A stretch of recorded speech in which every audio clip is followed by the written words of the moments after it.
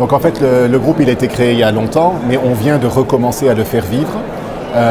On a senti ce besoin de toute la communauté de praticiens de pouvoir échanger sur ce qui se passe.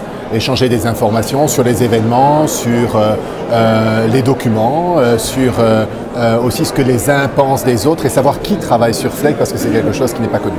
Donc en fait, ce qu'on a fait, c'est qu'on a utilisé un événement que nous organisions, la semaine Fleck, pour faire de la publicité pour Capacity for Dev. Donc on a présenté ça et nous avons été très surpris par l'engagement des différentes personnes qui se sont dit chouette, c'est un instrument que nous pouvons utiliser pour partager de l'information. Ce que je trouve très important, c'est que ça n'est pas une information qui vient de la part de la commission vers les praticiens, mais c'est une plateforme où on peut échanger de l'information. Donc chacun peut mettre à disposition de l'information pour les uns, pour les autres.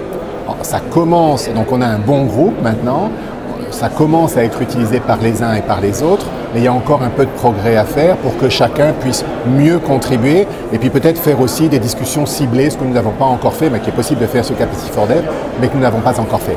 Donc voilà un peu comment on l'utilise. Vraiment, c'est pour partager de l'information sur les événements, sur les politiques et sur les personnes qui font la communauté de praticiens.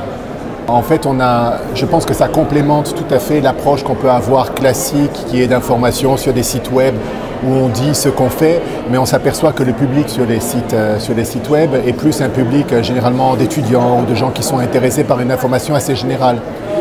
Avec Capacity for Dev et ces plateformes d'échange, je pense qu'on est plus capable de gérer une communauté de praticiens et de la faire évoluer en termes de pensée tout au long du temps. Donc on n'a pas besoin systématiquement de reprendre depuis le début.